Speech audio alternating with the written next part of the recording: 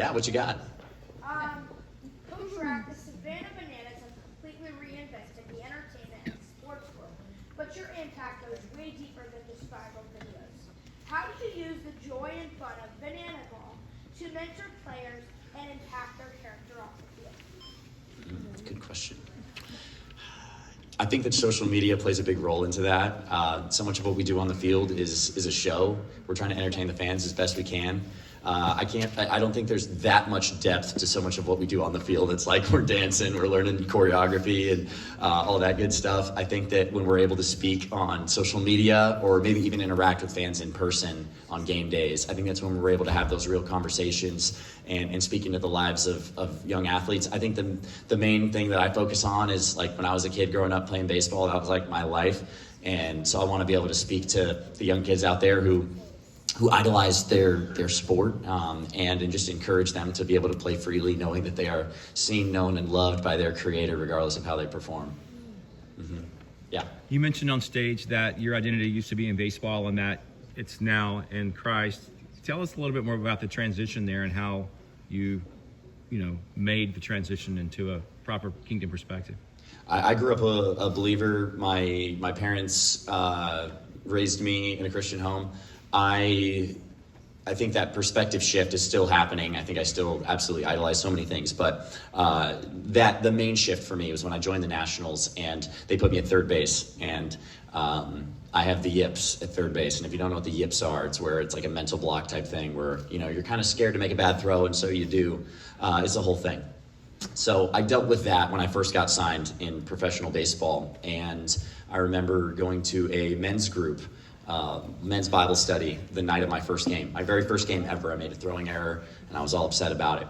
And I talked to this guy about it, and from this small group, and he was like, "Hey man, like, I know what your problem is. It's you are a people pleaser. You idolize the opinions of other people, and that's where the fear comes from. That's why you're afraid to throw the ball away. That's why if there's no one else there, you could make the throw 98 out of 100 times. But when there's people there, that's when you're afraid." And so for me, I had to be okay with failing and trust that even if other people might see me differently, despite my failure, the God who created me loves me the same. And I think that it's that love of God that ultimately led me out of that fear.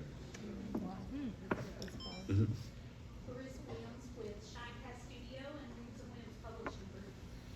We're in May, so we have a lot of students who are graduating, getting ready, student athletes getting ready to go to college.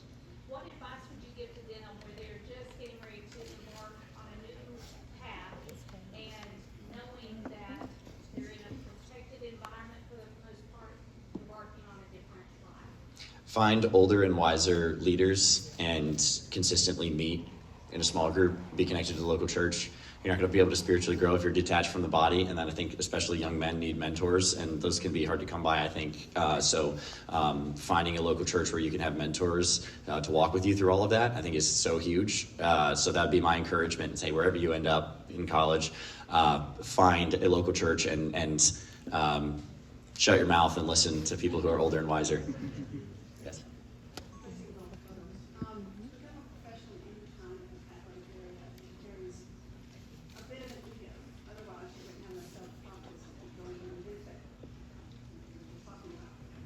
What's it like hanging out with teammates these days and having to keep the ego from not overcoming the weak? Good question.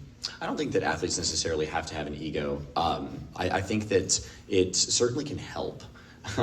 There's a lot of players who are very confident in who they are, and their whole life they've been praised for being this elite athlete, and so that's how they see themselves. And so along with that comes an ego and this, like, sometimes delusional confidence that actually can help, I think, in a sport like baseball, performance-wise. That being said, I think that so many of my teammates have been humbled time and time again. I have been humbled over and over again by the sport of baseball and outside of baseball.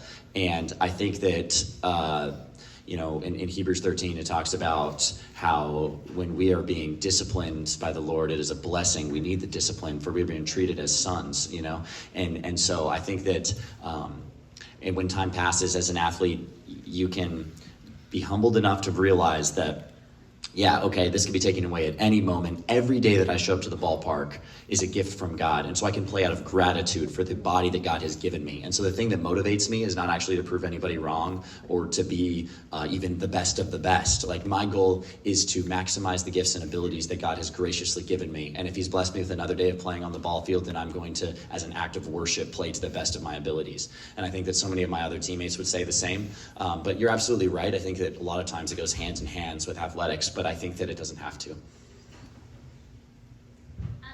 RAC, Dr. Cassandra Brunson with the Calling. When you look back on your life as a little boy, how can you see Jesus threading these fabrics inside of your heart, as these threads to be able to be doing what you're doing today? I had no idea what God was doing. I wanted to be an Olympic gymnast, so I did that. And then, that fell through. And when I was like 8 years old, it was the whole thing. It was hard to find a men's gymnastics program. No one wanted to wear the leotards, I think. So I did that. And then finally transitioned to baseball. And then I did speech and debate when I was in high school. And I was homeschooled. And I was, got into photography. I was like the weird homeschool kid that had all the like random hobbies and stuff. And then now all of a sudden it seems like all the hobbies are like in one place with the bananas. So I'm very thankful for all of it. I have no idea what God was up to. I had no idea at the time, when I look back. But seeing all the things that God has done in my life, I feel there's a sense of responsibility seeing the way that God has, I think, prepared me for where I'm at now.